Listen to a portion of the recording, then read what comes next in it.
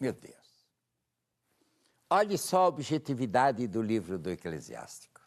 Vejam, vamos ser sinceros, quem peca fere a si mesmo. E quem odeia gera a morte em si e nos que o cercam.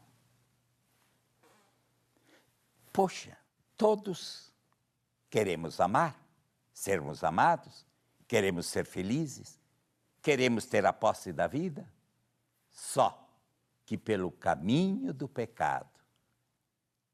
Aliás, quem peca não trai ninguém, trai a si próprio. O ditado é muito claro. Ninguém engana ninguém. Quando eu engano alguém, eu engano a mim próprio em primeiro lugar. Eu vou lentamente matando dentro de mim o que de mais belo existe na minha individualidade de criatura, a minha retidão interior, a sanidade do meu ser. Portanto, o pecado é o caminho da morte. E pecado é tudo aquilo que me afasta do caminho de Deus, da vida de Deus, daquilo que faz o bem a mim, de que faz bem ao outro. Pecar também é deixar de dizer a verdade.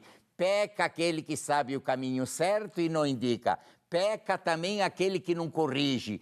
Peca também aquele que cala. Peca também aquele que, pensando que é verdadeiro, agora, para poder viver isso, peca particularmente aquele que cria um clima onde o outro não pode dizer o que ele pensa, não aceita a sugestão do outro. Esse clima que gera o pecado, como nos diz realmente o livro do Eclesiástico 4:4, peca, comete um desamor consigo e gera morte no ambiente onde se encontra, mata o espírito.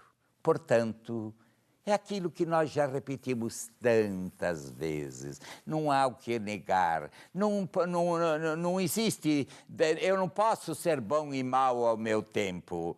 E se buscarmos estar no meio também, Jesus nos chama de morto, porque somos mortos, Deus nos cospe da boca. A indiferença, a passividade, a mediocridade, a incapacidade de podermos ter uma atitude, uma posição de dizer não é certo, em primeiro lugar para nós e para o outro. É um desamor conosco próprio. Só existe uma forma de podermos falar de verdadeiro amor, de amarmos de fato e de nos amarmos, de querermos bem, sermos verdadeiros. Portanto, quem peca, quem anda no caminho errado, fere a si próprio, a si mesmo. Inquieto estava meu coração enquanto não descansou em vós. Não existe felicidade no caminho da infidelidade. Não existe realização no caminho da corrupção. O Evangelho é anticorrupção. O Evangelho é anti-exclusão. O Evangelho é a verdade, é a pureza, é o bem, é a justiça.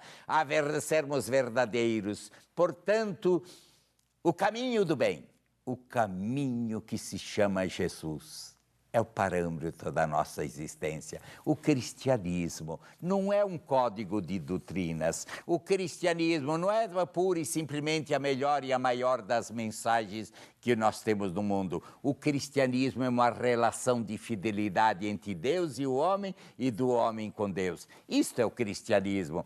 É esse pacto, essa relação de autenticidade. Sede bons como o Pai é bom. Sede santos como o Pai é santo. Sede puros como o Pai é puro. Sede misericordiosos como o Pai é misericordioso. Sede bons como o Pai é bom. São os chamados os grandes desafios que Deus nos faz. E se Deus nos faz em Jesus esses desafios, é quase impossível sermos santos como o Pai do céu é santo. Mas Deus sabe o que Ele está nos pedindo. Jesus sabe o que nos está pedindo. Se Ele nos pede, é que porque existe dentro de nós a graça permanente, santificante, a graça que nos ajuda, que nos inspira, de podermos vencer sempre o mal. Sede santos como o Pai é santo. Isso é vocação à santidade. Dia por dia nos assemelharmos com Deus. Os santos descobriram essa caminhada, que nada mais é do que a caminhada da pessoa de Jesus. Sede puros como o Pai é puro. Portanto, a pureza significa não só não ter malícia. Pureza nada mais é que a verdade, que a autenticidade, que a fidelidade progressiva. A fidelidade que me leva a admitir que eu caí, que eu errei, que eu necessito, que eu peço perdão, que eu preciso de Deus, que eu preciso dos irmãos. Isso é fidelidade, não é não cair. Fidelidade não significa não cair. Fidelidade significa eu admitir que eu preciso de Deus, que eu caio, que eu erro, que eu preciso da ajuda, que eu preciso da graça, que eu preciso dos sacramentos. Isso é fidelidade. Fidelidade não é só uma questão de jogo, é uma questão de opção de vida. Então, felizes, sede puro, sede santo, sede misericordioso. Portanto, odeie a si mesmo aquele que caminha no caminho do pecado. Preste bem atenção. Odeie a si próprio, trai a si próprio, se desama a si próprio, se fere profundamente em si próprio, adoece e se degrada aquele que não busca viver, que comete o pecado, que não vive na autenticidade. Não existe, portanto, e eis ali a beleza, a coerência do primeiro mandamento de Deus. Ame a Deus sobre todas as coisas e o próximo como a si mesmo. Quem não se ama, quem não é autêntico, não produz autenticidade. Quem não busca ser ético, não tem o direito de pedir ética. Quem não tenta ser verdadeiro, não tem o direito de pedir... Quem não é justo e fiel, não tem direito de pedir fidelidade.